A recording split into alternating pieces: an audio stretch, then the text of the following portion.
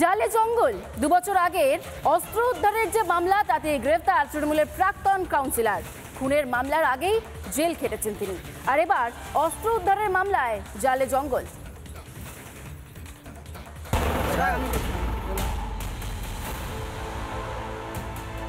ফের গ্রেফতার জঙ্গল শেখ।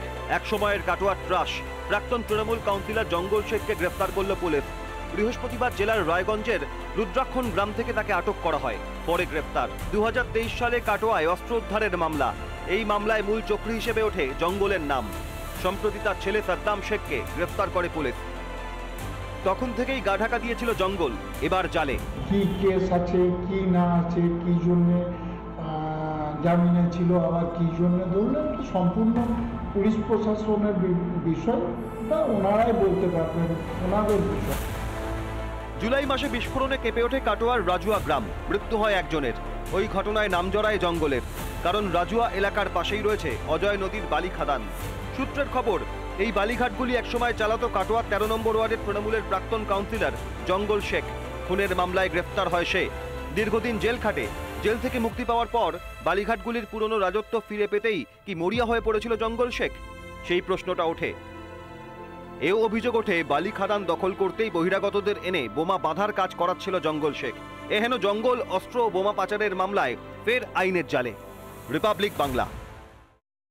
সন্দেশখালীর খুলনাতে তৃণমূলের গোষ্ঠীর সংঘর্ষে আক্রান্ত 4। দুর্গাপুজো পরিচালনার দায়িত্ব নিয়েই ঝামেলা। তৃণমূলের অঞ্চল সভাপতির অনুগামীদের ওপর হামলার অভিযোগ তৃণমূলের বিরুদ্ধে। যে খবর এই মুহূর্তে উঠে আসছে সন্দেশখালী থেকে, কারণ সেখানে সন্দেশখালীর খুলনায় তৃণমূলের গোষ্ঠীদ্বন্দ্ব, তৃণমূলের গোষ্ঠীর সংঘর্ষে আক্রান্ত 4। দুর্গাপুজো পরিচালনার দায়িত্ব নিয়েই ঝামেলা। আক্রান্ত হয়েছেন এই ঘটনায় 4 জন। হামলার অভিযোগ তৃণমূল নেতার দলবলের বিরুদ্ধে। পাল্টা হামলা চালায় অঞ্চল সভাপতির অনুগামীরাও। সন্দেশখালীর ঘটনায় এই মুহূর্তে চাঞ্চল্য ছড়িয়েছে। তৃণমূলের অঞ্চল সভাপতির অনুগামীদের ওপর পাল্টা হামলা চালায় অঞ্চল সভাপতির অনুগামীরাও।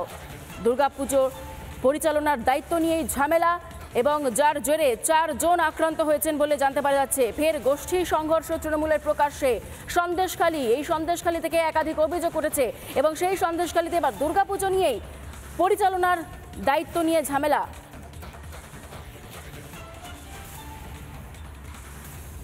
আক্রান্ত পুজো কমিটির সদস্য এই ঘটনায় কি জানিয়েছেন শোনাই আপনাদের।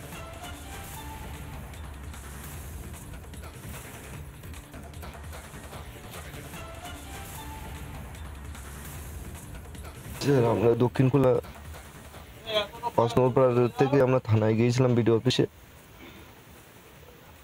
মিটিং করতে। বিডিও ছিল, বড়বাবু ছিল। মিটিং শেষ হলো, আমরা বেরিয়ে আসলাম। সেই রাস্তায় আশঙ্কা মারধর করছে। এবার আমি তো নাম জানি না, ওনাদেরকে চিনি না। পূজা নিয়ে গন্ডগোল হয়েছে। রাত্রে ওরা এসে প্যান্ডেল খুঁটি টুটি পূজা করেছিল। এবার আমরা পুরাতন কমিটি ওখানকার, ওরা নতুন করে কমিটি করে পূজা করতে চাইছে। আমরা বলেছি তোমরা সবাই এসো, আমরা একসাথে পূজা করব, তা ওরা মেনে নিচ্ছে না। নানা ধরনের কন্টেন্ট দেখার জন্য লাইক করুন, শেয়ার করুন আমাদের ফেসবুক পেজ, সাবস্ক্রাইব করুন আমাদের ইউটিউব চ্যানেল। পাশাপাশি অন্যান্য ব্রেকিং নিউজের জন্য অবশ্যই চোখ রাখুন রিপাবলিক বাংলায়।